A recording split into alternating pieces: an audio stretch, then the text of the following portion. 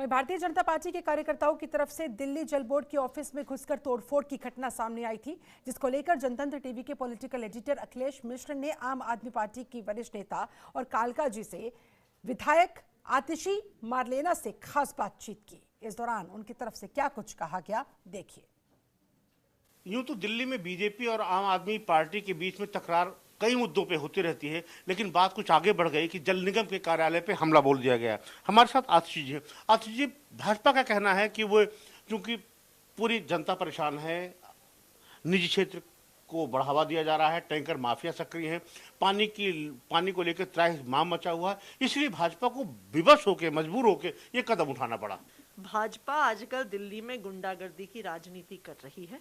ये कोई पहला इंसिडेंस नहीं था। सबसे पहले जो भाजपा के पार्षद सीएम हाउस के बाहर धरने पे थे, उन्होंने वहां पे सीसीटीवी तोड़े।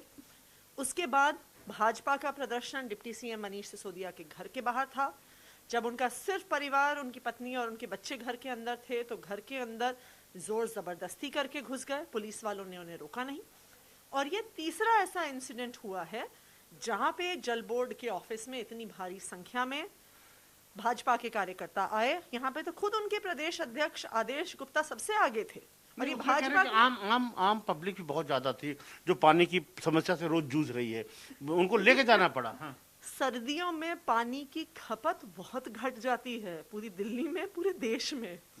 तो अगर जनता परेशान होकर मई जून के महीने में प्रोटेस्ट कर रही होती तो हम मान जाते कि जनता का प्रोटेस्ट है, लेकिन दिसंबर के महीने में कहीं पानी की त्राही त्राही नहीं मचती है, ये सबको पता है। कि जो आप कहते हैं कि केजरीवाल किसान विरोधी हो, किसान का साथ देना छोड़ दो, ये बातें तो नहीं थी ना। आपने इसको वो जल बोर्ड की बात कर रहे हैं तो आप उसमें किसान की राजनीति ले आते हैं।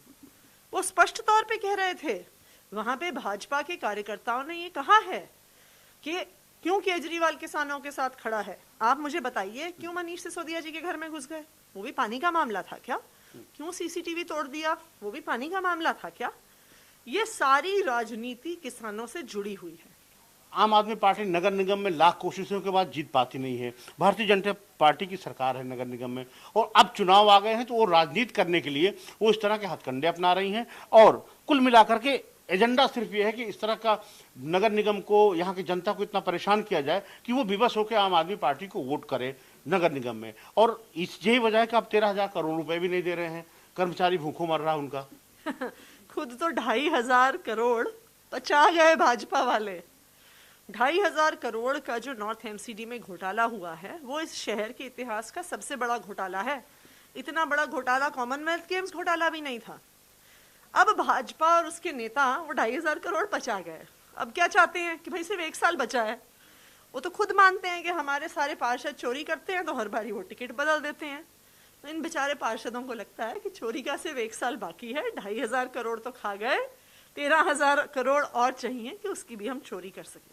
इस स्थिति में इनका साफ तौर पर कहना है कि जिस तरह भारतीय जनता पार्टी राजनीति कर रही है वो बिल्कुल संवैधानिक तरीका नहीं है। कुल मिलाकर कहा जा सकता है कि ज्यों ज्यों नगर निगम के चुनाव आएंगे, दोनों पार्टियों में लड़ाई और तेज होगी। कैमरामैन सुनील के साथ अखिलेश मिश्र, जनतंत्र टीवी, दिल्ली। खबरों के निष्पक्ष विश्लेषण के लिए सब्सक्राइब करें Jantantra TV and press the bell icon. Never miss any update.